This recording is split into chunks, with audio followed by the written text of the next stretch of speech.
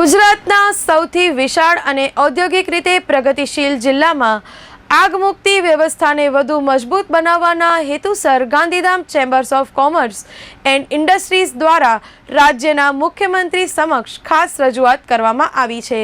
ગાંધીધામ ચેમ્બરે રાજ્ય સરકારને એક વિહંગાવલોકન પત્ર પાઠવીને કચ્છ જિલ્લામાં ક્ષેત્રીય અથવા ચીફ ફાયર ઓફિસરની ખાસ નિમણૂક કરવા રજૂઆત કરી છે, જેથી આગ જેવી આકસ્મિક ઘટનાઓ સામે તાત્કાલિક અને અસરકારક પ્રતિસાદ શક્ય બને।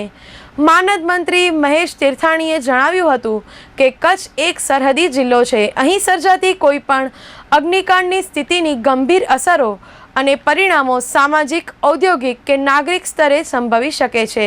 સમયસર અને પ્રતિસાદાત્મક કાર્યવાહી મેનેજમેન્ટ તંત્ર ઊભું કરવું એ સમયની માંગ બની ગઈ છે।